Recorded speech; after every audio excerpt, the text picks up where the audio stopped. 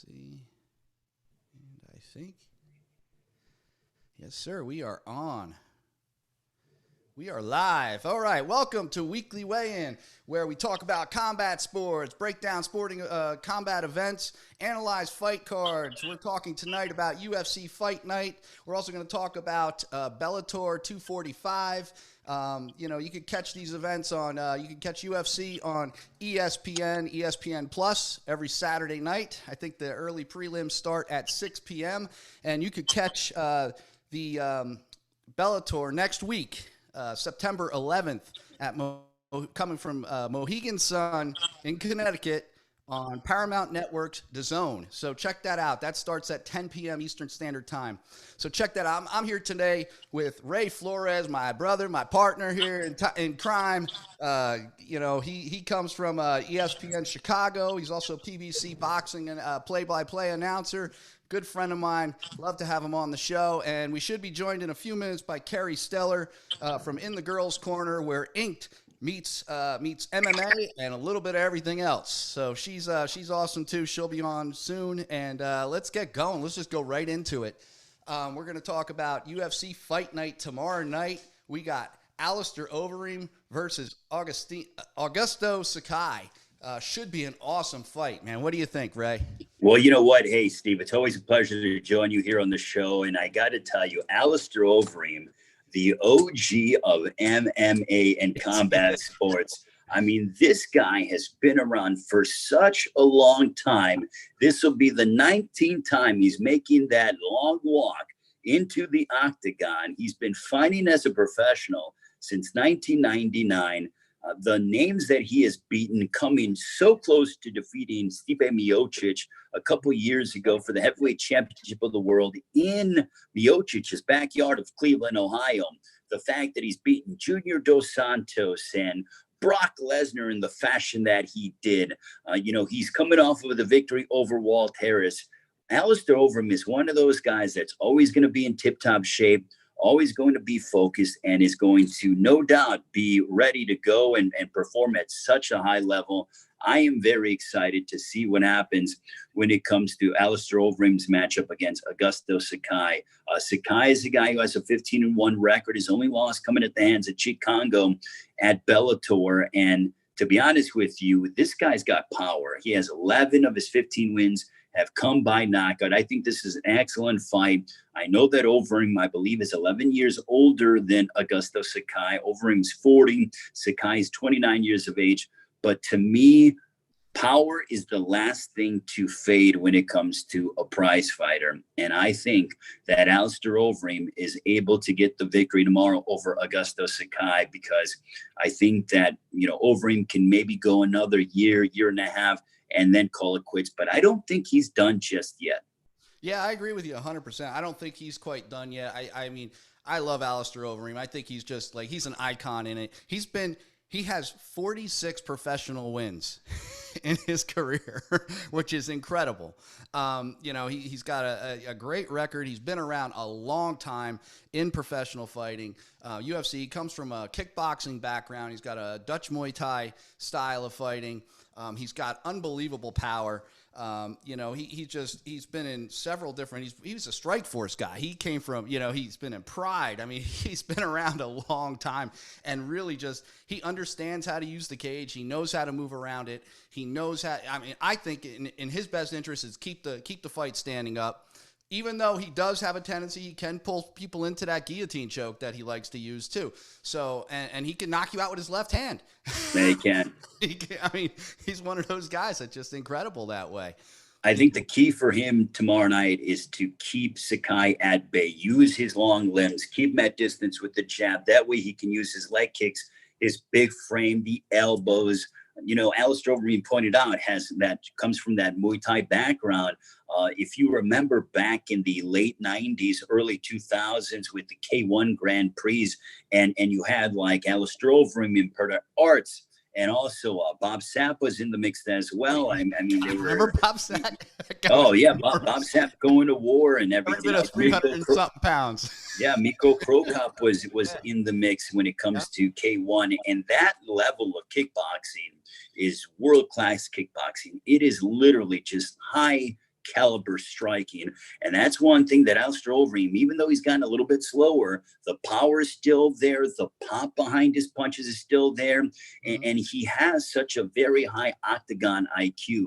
You know, he's lost to guys like Curtis Blades. He's lost to Rosternak a couple of fights ago. But the guy, if he fights, but if he fights a striker, it really favors him. If he fights a striker or if he fights a wrestler that doesn't have good striking ability, he takes advantage of you. A la the case with Brock Lesnar. When Brock Lesnar jumped back into the octagon, and he learned real quick what it was like to deal with Alistair Overeem if you don't have your striking ready to go against him. So I think Overeem is going to give Sakai the business tomorrow. I'm very confident in that prediction, Steve.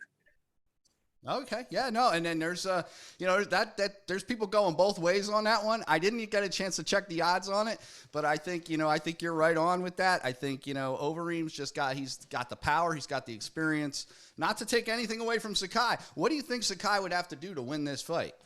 I think Sakai's going to have to make this a dirty boxing match. So take him, push him against the octagon. Don't let Overeem get the leverage behind his shots. And make him uncomfortable. At 40 years of age, the fact that Sakai is 29, theoretically, he has the better conditioning. He's the younger, fresher man. So he needs to make Overeem uncomfortable. Put your body frame on Alistair Overeem. Make him push you off of him. Make him breathe deep and dive into those 40-year-old lungs. And no knock against 40-year-olds, but make him work against the younger, fresher fighter in Sakai, because at distance, Overeem can dictate the pace, the tempo, and the range. Whereas if Sakai bull rushes him and makes this a very close distance fight, then Sakai can start to use his dirty boxing. He can use some elbows. He can use knees. I would even have him use knees to the thigh to try to take away the older legs of one Alistair Overeem. This is a very much an experience against youth battle, and Sakai needs to use his mentality as to, let me do things that are going to benefit my youth and my conditioning and my overall, that I'm a fresher fighter and I need to wear down Overeem. Yeah, and you're talking about a 29-year-old versus a 40-year-old, and you're talking about a guy who really knows how to use the distance very well, knows how to strike, knows how to use the legs, knows how to use the arms, and, I agree. That's definitely right. Keep the pressure on him. Push him up against the cage. Get him into that clinch. Get him moving that way, so you could just make the lungs work. Make him put pressure on him. I mean, that's what I would do if I was a young fighter going against an older fighter, and I'm coming at this. I can't believe it. I'm gonna be 48 in a couple of weeks. Man, you look great. I'm getting old as hell, man. I'm getting old as hell, but yeah, hey, I tell people, I work out like a maniac, and I try to keep myself in as good a shape as possible. But if I didn't wake up in pain every day, I would think I was dead. Well, look, Steve, the way I look at this matchup with Overeem and Augusta Sakai is that I look at Alistair Overeem as being a high level. College football is back, by the way. I love football. So I look at it as Alistair Overeem is a powerful, strong, defensive smash mouth football team from the Big Ten. And they're taking on a high level SEC team that likes to go up and down the field and score, 40 points plus. So the whole mentality is you need offense from Sakai, but you need smart offense. Throw a lot of punches, make Overeem work. If you're Alistair Overeem, you want to make this a slow, plodding fight, and you want to hope that Sakai makes a mistake based on what you're doing. And how do you do that? By keeping your distance. So Sakai is so worried about whatever lethal punch you're throwing at him or lethal strike that it makes him think and it makes him tense up. And when you tense up and you're not fluid, you make a mistake, thus getting caught. So that's the keys to victory on both ends. Yeah, get them frustrated. Make them do something stupid and move into something. And then, like you said, I mean, get them to do something, make a mistake, and just drop them with either left or right hand or a leg, or even, like I said, Overeem. Or even a knee. I mean, how many times have we seen Overeem drop people with knees? If he gets you in the clinch. Yeah. Or even like if you lean in too much and you're at distance and then you lean in, you get careless, Overeem can hit you with that knee and it's game over. Yeah. Oh, yeah. It'll definitely drop you. So let's check out. So the co-main event on that night, tomorrow night, is OSP, which is a great, another guy who's just incredible, versus Alonzo Mansfield. Manafield, just an incredible fight. What do you think? What are your thoughts on this one? I think that, Menfield, I like him because, he only has one loss on his record. OSP has fought some top level guys. I mean, lost to Dominic Reyes. I think he was in there against John Jones as well.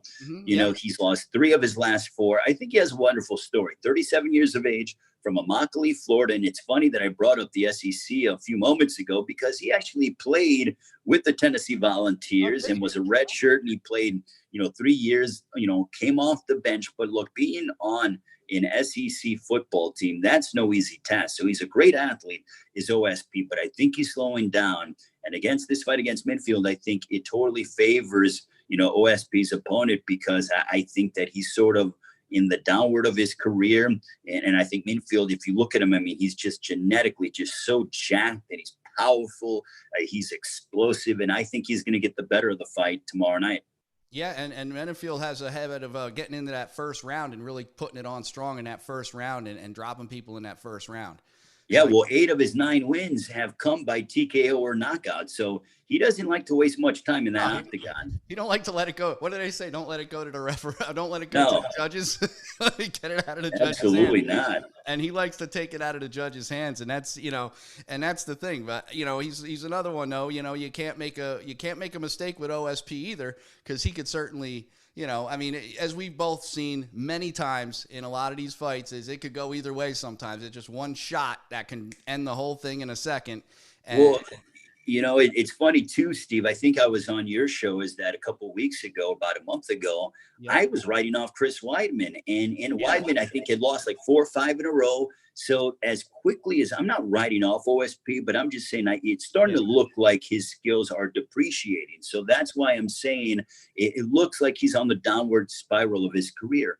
But again, look at what Chris Weidman did in his last performance. I mean, what an outing. So OSP is capable against Minfield. But again, I just think as I look at the numbers, I look at where they are in their careers, it almost seems like OSP is being served up to Minfield, and Minfield's the young, hungry lion getting ready to devour OSP, because OSP now is getting into that realm, Steve, of being a name on younger fighters' records. And I love that we're seeing that in MMA. We see it in boxing a lot, but MMA is so young and new into the consciousness of the sports public that now we're starting to get guys who are former contenders, former world title challengers, become names, and they become opponents for the younger generation. So what's going to happen? Is the old guy going to, get the better and show the young guy what it's like? Or is the young guy going to override the old contender? That's what makes this fight so compelling. Yeah, and it's exciting. It's exciting to watch. It's going to be fun to see. And, I'm going to be,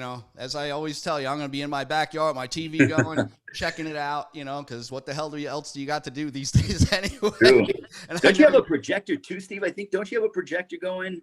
I do, but I don't use that one too often. I got a pretty nice sized TV, and I'll set it up by the pool, and I'll just hang out in the pool and watch the TV from there. But it's getting to be September now, so it's the weather's cooling off a little bit.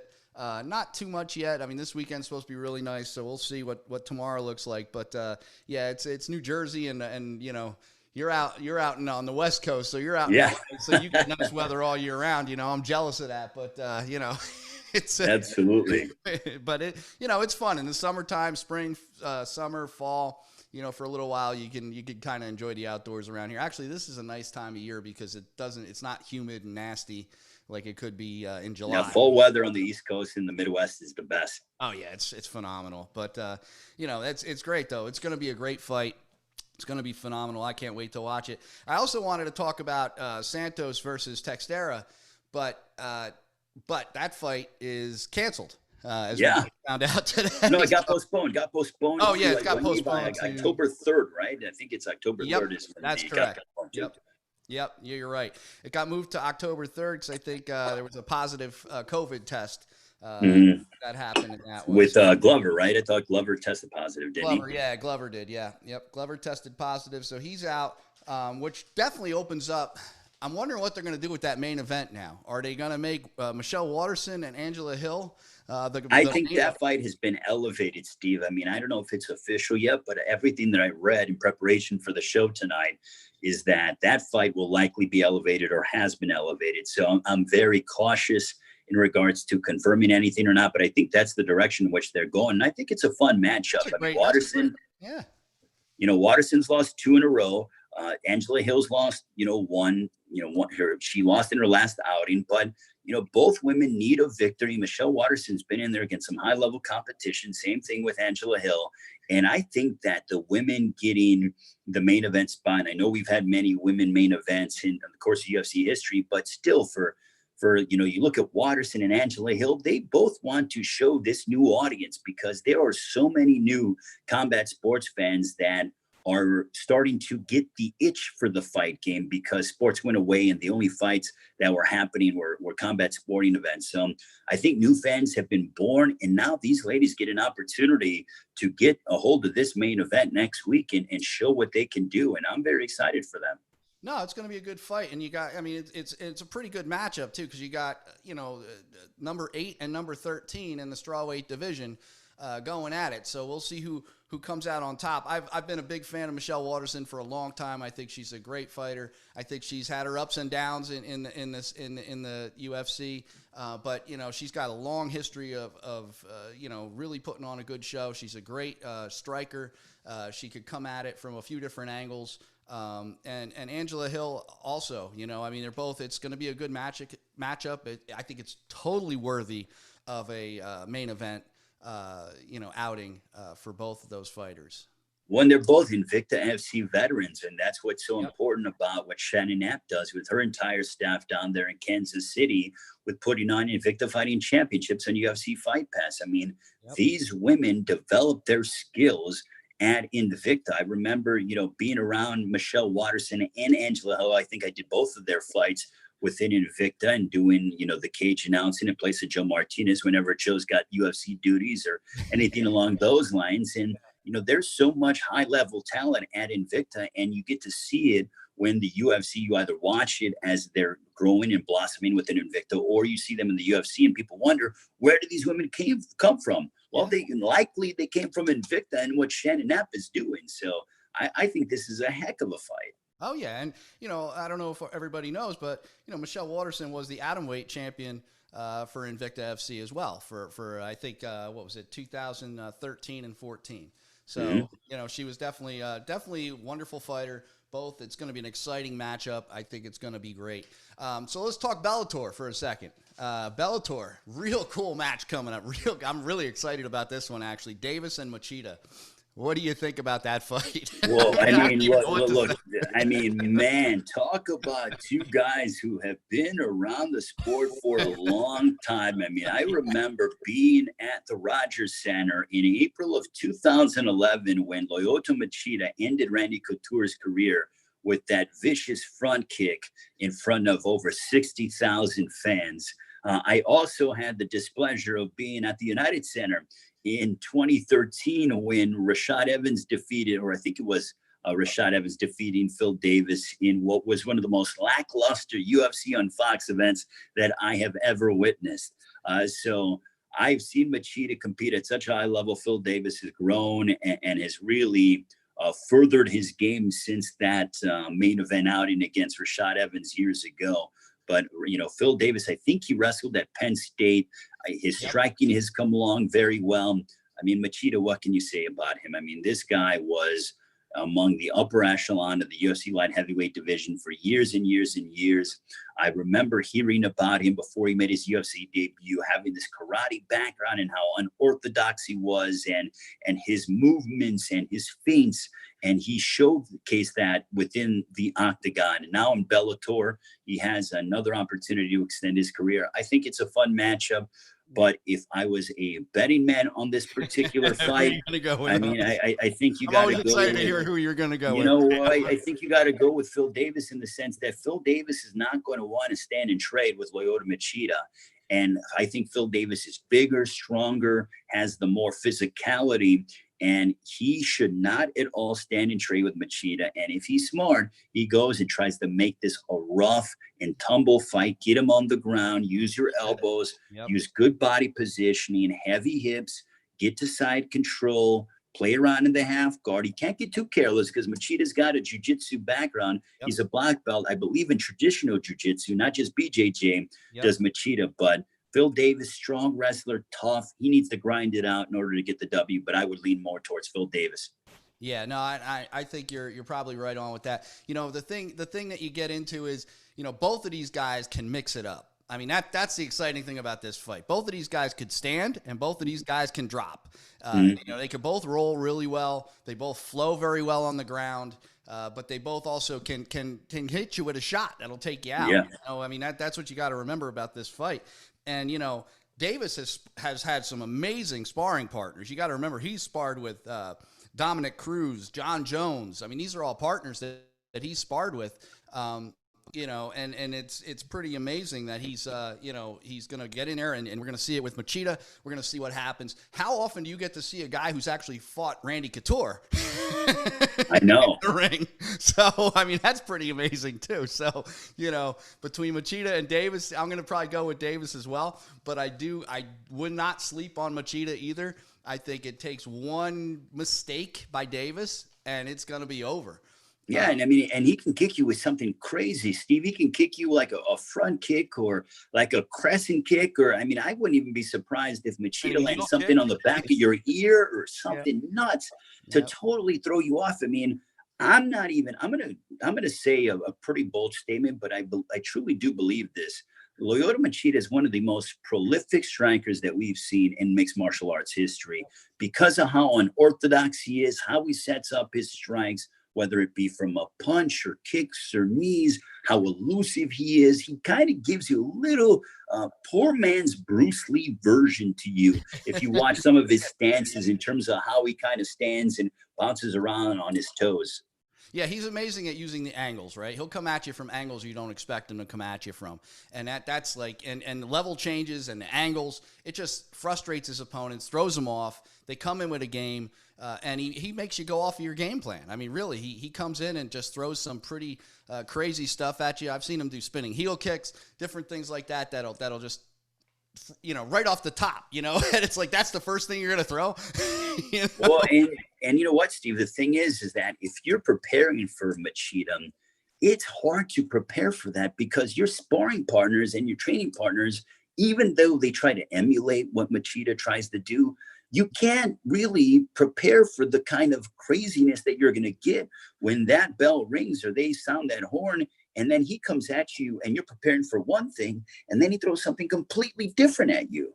Yeah, no, and that's the difficulty about a fighter like that. When you have somebody who's so unorthodox that, you know, who do you spar with, right? Who do you spar with to train for that? Who do you get prepared? How do you prepare for that? And I think, you know, people try to emulate it and get it, you know, as close as they can, but you're not going to be able to imitate that. They're, you know, I mean, closest it gets to is just an imitation. Exactly. So that being said, let's talk boxing, man. What do you got for boxing? You got a exciting couple days coming up. So I know Sunday's a big match coming up. So I'm within the PBC bubble right now here in Los Angeles. The weigh-in will be tomorrow. I'm very excited about calling the Dennis Ugas Abel Ramos matchup on Sunday. You know, enjoy your Sunday fun day night with us on Labor Day Sunday. It is 8 Eastern, 5 Pacific time. Your Dennis Ugas has won 2 straight. He has a Cuban bronze medalist, 34 years of age. He is top 10 in the welterweight division at 147 pounds. His only loss over the past few years was a narrow split decision loss at the hands of Sean Porter for the welterweight championship of the world. And, you know, some people felt that Ugas should have gotten that victory. He's taken on a guy in Abel Ramos who has won 2 straight fights. Abel Ramos, very young, outstanding, a pressure fighter, defeated Brian Perella back on February 15th in Nashville at Bridgestone Arena in front of over 10,000 fans. That was the co-main event live on Fox of Caleb Plant as a victory over Vincent Weigenboots. But Abel Ramos, in his last fight against Brian Perella, was down on all the scorecards. In the final minute of the fight, comes back, gets 2 knockdowns, stops his opponents with seconds to go to get himself the victory and this opportunity. Abel Ramos likes to come forward, throw a lot of punches, and I think it's going to be a heck of a matchup with PBC live on Fox this upcoming Sunday night. So I'm pumped to call it for the international audience, and no better place I'd rather be, and hope you all can tune in. I mean, look, you get the UFC on Saturday, you get some boxing on Saturday night, and then you get PBC boxing on Sunday evening. So strap it up with us. Yeah, no, it's going to be an exciting weekend. I know I'm going to be tuning into all of it. And, I always, I think, Ray, you got me more into boxing than I've ever been, just hanging out and talking with you a lot, because it's like, I came into MMA, and then, like I said, I used to watch a lot of boxing back in the day with Holyfield and Michael Spink. Mike Tyson. Mike Tyson and Sugar Ray Leonard and all those fighters. And it's just boxing is actually becoming very exciting again. There's a lot of movement. There's a lot of good fighters coming in. There was a little time period where it was a little lull in it for some reason. I don't know what was going on. Well, it wasn't on network TV. It was on the, premium cable and stuff like that. It's kind of hard to find for the casual fans. But now, PBC's on Fox, you have boxing on ESPN. Showtime is doing a wonderful job to, assert their stranglehold in the business as well. I mean, I think it's great. And also, Steve, the bottom line is that the fighters are delivering. We have a lot of young, hungry fighters that are either early 20s, mid 20s, even early 30s. They're all saying, I'm the baddest man on the planet. It's my time. Who's going to be the next Floyd Mayweather? Because Mayweather was the pay-per-view kingpin for such a long time. And now that he's retired, Manny Pacquiao. Yeah, I mean, Manny Pacquiao's only has, a couple fights left. So who's going to be that next big superstar? That's what's so fun about it. People were waiting, when it comes to Michael Jordan, when he took over in the late 80s, early 90s, who was going to take the mantle from Bird and Magic? When Michael retired, then, Kobe Bryant came along. After Kobe started dwindling down, then it was LeBron James. So it's like, who's going to take the mantle here within boxing? And that's what makes these fights so exciting. Oh, yeah. It's definitely getting back to where it used to be, which is great. It's great to see that. It's great to see, so many young fighters coming up. And, I know I'm going to be watching PBC on Sunday. I think it's going to be an amazing night, amazing weekend full of fights. The next week's going to be great, too. I mean, it's just we got so much going on, and I think, so many people are starved for entertainment. We got to get, people check it out because you got nothing else to do anyway. Watch it, check it out, and yeah, go ahead. No, and I was going to tell you, Steve, is that, we were talking on air. It's about, when you watch a boxing show, it's about joining us for a couple of hours of entertainment. Yeah. So, my philosophy when it comes to the broadcast that I'm on, that I'm a part of, is we're going to bring you the entertainment of boxing. We're going to tell you about the beauty of the sport. There is enough negativity going on in our world with, COVID-19 and the social unrest that is happening here in the United States. We want you to come in when you invite us into your homes and enjoy 2 or 3 hours of boxing and be entertained. Take your mind off of everyday life and escape with us as we tell you and show you some of these amazing fighters. Well, like I said, I'm going to be tuned in. I hope a lot of other people are. I know a lot of other people are going to be tuned in and checking it out. I've been enjoying it. And, I just think it's going to be an amazing night, an amazing weekend, and a lot of fun. So, and thank you for helping provide all that stuff and coming on my show every time. I mean, Ray, you're awesome, man. You come on almost every time I ask you to come on. Yeah, so, you're my man, Steve. I love what you're doing, man. And even, I listen on every single Friday, even if I'm not on, and, I got it on and stuff like that, preparing for shows and everything else. So definitely, enjoy tuning in every single Friday, man. Keep up the great work. Wow. Awesome, brother. You're awesome. Thank you so much. And, we'll get you back on again soon.